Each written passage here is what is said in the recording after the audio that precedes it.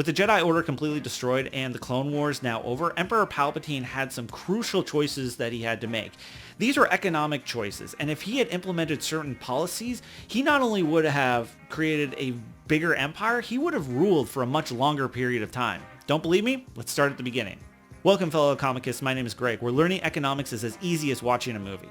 Now, the Emperor had numerous choices in front of him, specifically regarding 3 different areas. And those were the military, the outer planets, and more destitute planets, and it also had to do with the black market. Now, the soldiers that he made, the stormtroopers, they were made in a factory from clones. The advantage of having clones is that they're not going to disobey you, and they're actually pretty skilled fighters. He had a major decision to make. He could have kept the status quo, which is keeping this one factory on this one water world and keep pumping out more soldiers. Or he could have done something a little bit differently. If Palpatine had gone about creating these different factories on different planets for his military, he would have created what is called a military-industrial complex, which is a term that became popularized from President Eisenhower's farewell address. Basically, a military-industrial complex is when the government funds military projects and technologies, and because they're doing that, it begins to be viewed as essential products and services that are being provided by this industry. So the idea of closing them down, especially in places that might not have a lot of jobs, that's actually seen as a really negative thing. So even the senators who might not be for this idea would probably go along with it anyway, because if they weren't, then their people would probably vote them out. This would have created loyalty to Palpatine, and it would have created a whole entire system dedicated to keeping him in power. The other option he could have done is not actually build the clones at all, but open up the military to other people. The disadvantage for him, in his mind, would have been, well, I don't have as many soldiers, so that means I'm not as powerful. But if he opened it up to everybody, and we saw a little bit of this in Solo, a Star Wars story, what you do is you're, again, providing people with more jobs, and you actually need to pay them. You actually need to provide them more of an economic incentive to stick around and follow the rules instead of end up being like Han Solo and breaking them again. He decides not to do any of these things, creating a bigger army and basically ruling everybody with an iron fist. Okay, so let's take a look at the second thing, looking at some of these outer planets.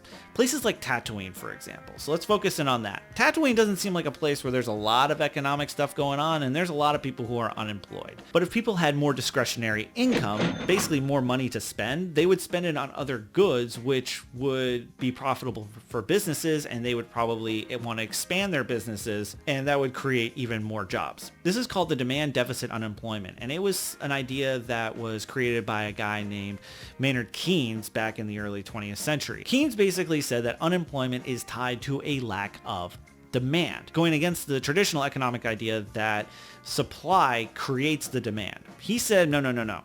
Instead, demand actually creates the supply, and that's what actually creates jobs. So the choice that Palpatine could have had is something very similar to what I said before. He could have invested more money into some of these more destitute or outlying planets like Tatooine. I mean, Tatooine is a desert planet.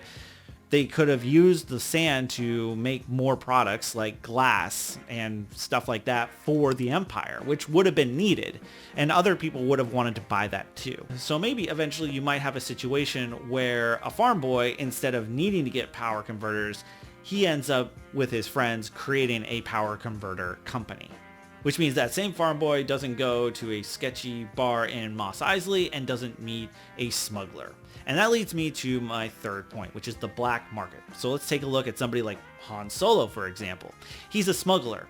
He is part of the black market. Now, what is the black market? It's an underground market, basically outside of the law, that provides different goods and services that are either illegal or the business decides to change it in some way to make it cheaper for them. Black markets are really terrible for an economy because they are underground. They don't pay taxes, and it's a drain on all the resources there because the government, instead of getting money from them, they are spending money on things like law enforcement and other things like that to curb this. So how does the government go around to decrease the black market? A couple of things. They make some of the products legal. So for example, if Jabba the Hutt is smuggling apples and apples are illegal, then the Emperor could just say, well, apples are illegal to consume again.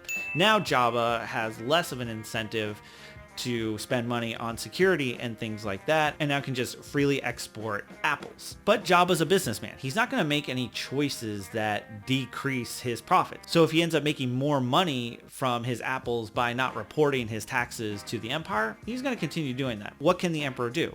Palpatine could create different incentives for entrepreneurs to get into that particular apple industry and sell them themselves. Another thing he can do is actually create incentives for Jabba to actually expand his business. He's got to show that it's more profitable to play by the game rather than be against it. And if Jabba can expand his apple business, instead of selling to one planet in secret but sell to 10 planets in the open, he would be more willing to do something like that because that's going to bring him more money. So let me put it this way. Instead of Han Solo transporting apples illegally or going to Jabba for a loan, maybe Han Solo can go to the Empire for a loan and maybe he can start his own apple business. Or Han Solo gets hired by Jabba because Jabba wants to hire him because he gets a tax credit for hiring people.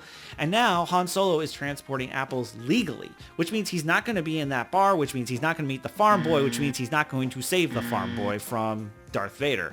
The problem is that the Emperor sees power through one particular lens. He sees it through an iron fist military lens, when really he should have been looking at power in different ways, such as an economic lens. If you're really interested in seeing more about the economics of Star Wars, be sure to check out my video up there next week when I start diving into, let's say, The Last Jedi. Thanks for watching, everybody, and I'll see you in the next video.